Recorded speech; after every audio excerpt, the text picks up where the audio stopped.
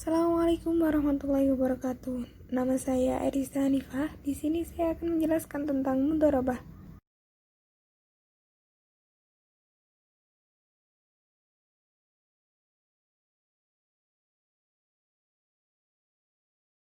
Mudharabah berasal dari kata dorb. Secara etimologi diartikan sebagai bepergian atau berjalan.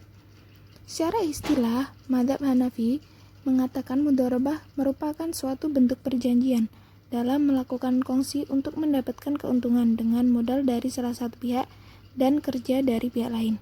Sementara menurut mazhab Maliki, mudharabah diartikan sebagai penyerahan uang di muka oleh pemilik modal dalam jumlah uang yang ditentukan kepada seseorang yang akan menjalankan usaha. Dengan uang tersebut disertai dengan sebagian imbalan dari keuntungan usahanya. Dasar hukum mudharabah yakni Al-Quran, hadis, ijma, dan qiyas. Dalam Al-Quran dijelaskan dalam Quran surat Al-Muzammil ayat 20 dan Al-Baqarah ayat 283. Sedangkan dalam hadis Nabi Muhammad meriwayatkan Nabi bersabda, ada 3 hal yang di dalamnya mengandung berkah.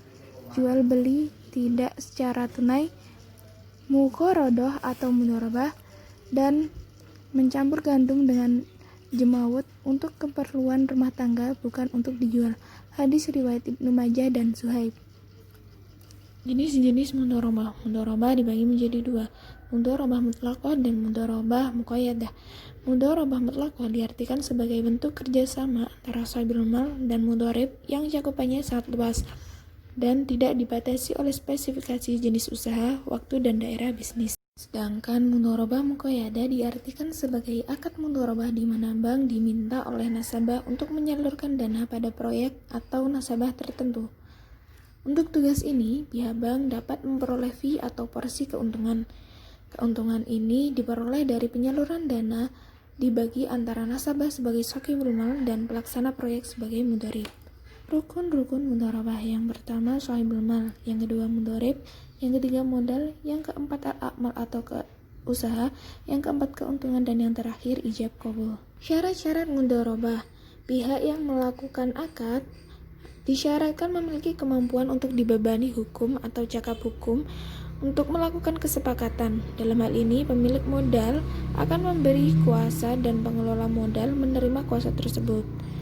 Untuk selanjutnya, modal dalam akad mudharabah harus memiliki ketentuan. Yang pertama, modal harus berupa alat tukar atau uang. Yang kedua, modal harus diketahui sehingga mudah untuk diukur.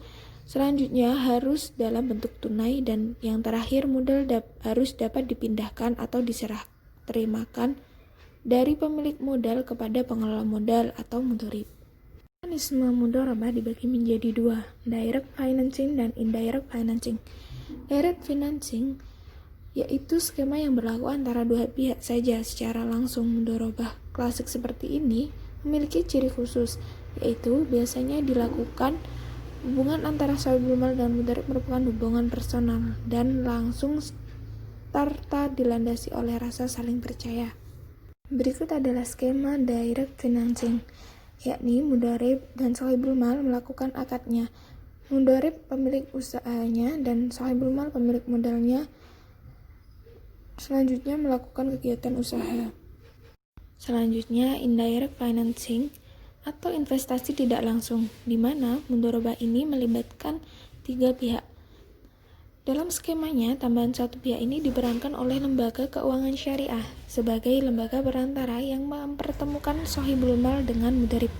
Bank menerima dana dari sahibul mal sebagai sumber dananya. Dana-dana ini didapatkan berbentuk tabungan atau simpanan. Selanjutnya, dana-dana yang sudah terkumpul disalurkan kembali oleh bank ke dalam bentuk pembiayaan yang menghasilkan earning assets. Keuntungan dari penyaluran ini yang akan dibagi antara bank dan pemilik dana. Demikian presentasi dari saya tentang mudharabah. Terima kasih atas perhatiannya. Wassalamualaikum warahmatullahi wabarakatuh.